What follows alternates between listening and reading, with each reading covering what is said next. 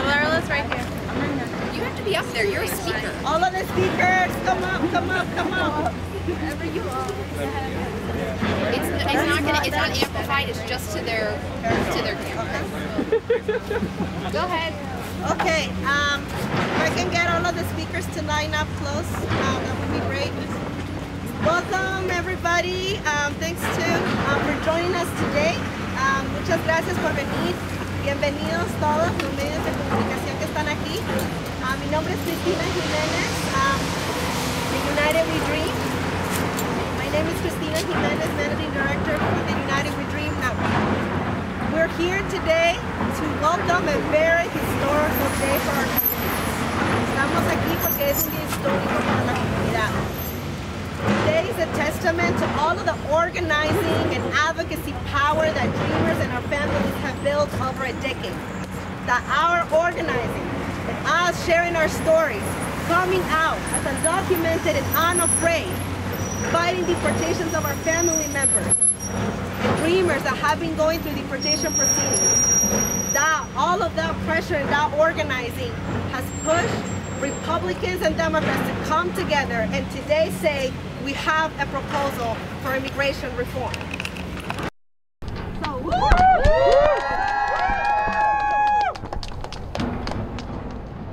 we are saying today that the fight is just starting. There's a proposal, but we got to make sure that Congress delivers on immigration reform. What we see in this proposal is that Dreamers will benefit from a pathway to citizenship. And that's a testament to the work that we've been able to do. But Dreamers are not only about Dreamers. And this debate is not only about Dreamers. This debate is about the lives of our families. Este debate es de nuestra comunidad, no solamente de los jóvenes inmigrantes, de los soñadores, pero este debate es de nuestras familias que son indocumentadas. Mi papá, Fausto Jiménez, que es indocumentado, que vino de Ecuador en 1998, buscando un mejor futuro para mí y para mi familia. That's what this fight is about. And we're very concerned that this proposal, it's putting out triggers that will block a pathway to citizenship for our families, and that's not acceptable for our community. It's not acceptable for Dreamers. We see that this bill provides a pathway of 13 years to citizenship for our families. 13 years is too long. And we are going to ramp up right now our movement to make sure that we fight really hard to make sure that we protect, make sure that Dreamers and our families have a pathway to citizenship, but that pathway is direct and it doesn't have roadblocks and it's not contingent to border triggers. That's what we're going to be fighting for. And at the end of the day, let's remember, this debate is about lives. And that's why today our speakers are going to share their stories and why it is urgent for Congress to work on immigration reform and to make immigration reform this year. And the Dreamers are going to be watching. We're going to be watching it. So our first speaker is Janet, a youth leader with the Maryland Youth Dream Committee.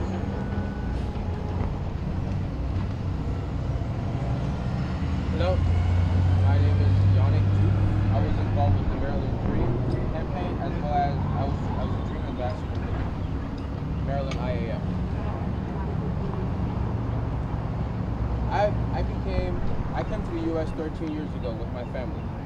And through a series of unfortunate incidences, I became a dreamer. My mother worked tirelessly to make sure we were fed and had clothes on our backs, working as a nurse and even taking 2 jobs at the same time. The amount of sacrifices she has made for my 3 siblings and I is matched and demonstrated by the incredible love that she has for us. She has managed to make ends meet throughout all this time, even with all the odds stacked against her. All that she wants for her children is for us to go to college, have a good job, so she can get that nice couch that she wants. All jokes aside, she wants us to have a bright future just like any other parent would. However, I have found the college process to be quite difficult. Not only that, but I have found it challenging to do even the simplest things. Obtaining a driver's license, getting a job, applying to college, as well as paying for college. Which is why I became involved with the Maryland Dream movement. I wanted to make it an even playing field. It is unfair to deny students their right to an affordable education, with them having to pay taxes. Which is why we are here today. Maryland has spoken with the passage of the Dream Law. The next step is citizenship. We are holding politicians accountable to make sure there's a clear pathway to citizenship. We want more dreamers to become involved in the immigration reform fight, as I cannot stress enough the urgency for all dreamers to get involved, because now is the time for change. With pathway to citizenship, it would be a level playing field for all of us that have been handicapped by the outdated immigration system throughout all these years. Thank you. What do we want? Dreams! 11 dreams! All right, we have our second speaker, Jamie, also from the Maryland Dream Committee. Jaime?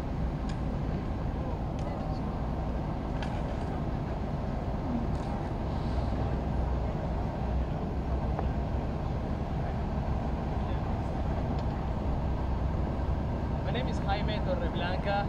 My family and I came here 11 years ago. We came just like everybody else back here with big dreams, big goals, just a better life for ourselves and our families. Honestly, my parents told us we're going to go on vacation, and it's been a 12-year vacation so far, and we don't regret one bit of being here. My parents have worked very hard, Monday through Sunday. And as undocumented immigrants, it hasn't been really easy for us up until this point. Recently, we were able to qualify to DACA, my brother, sister, and myself. We were able to get our work permits, we were able to get jobs, we were able to finally start doing something for ourselves. We were able to start a small business, my brother. We're really happy about that. And this is just the beginning. We want our families and all these 11 million people to be able to follow their dreams without any obstacles whatsoever. We, just like everybody else here, came as immigrants, and we have the right to do whatever we want to do with our families and just meet our goals and do whatever everybody else has to do.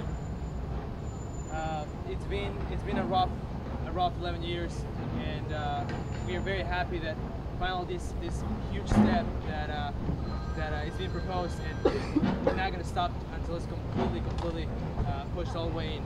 I want to thank Obama and all of his team for DACA. It's been fantastic. We're very thankful for it, and please keep in mind we're going to work hard. This is not stopping anytime soon. We're going to keep working hard to grow our businesses, to just being good citizens, just like the rest of these dreamers behind me. So thank you for everything, and I can't wait to push this all the way in.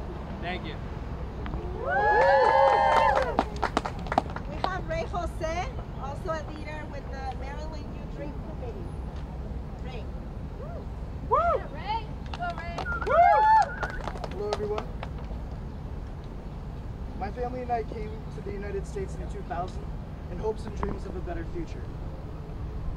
We left everything behind in the Philippines in pursuit of the American dream. At the age of 9, assimilating to the US culture wasn't difficult. Naturally, I felt as though I was like everyone else, or so I thought. The harsh reality of being undocumented hit me my senior year of high school. Coming home from an invitational track meet where I was scouted and offered scholarships. I came home excited to tell my parents the great news. Mom, Dad, college isn't going to be a burden on your shoulders anymore. I remember the proud look on my father's face that day. And on the other hand, I saw my mom breaking down in tears. And she said to me, "Anak, pagbigyan mo ako."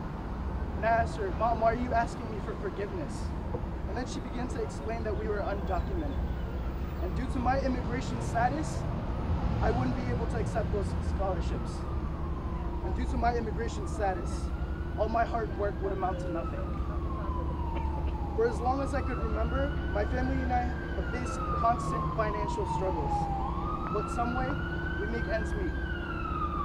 My father, who was once a successful businessman, is now forced to work odd jobs, such as working landscaping, delivery, and even working as a vendor at a stadium. My mother, who was once a nurse practitioner, is forced to babysit, take care of the elderly, and even clean houses.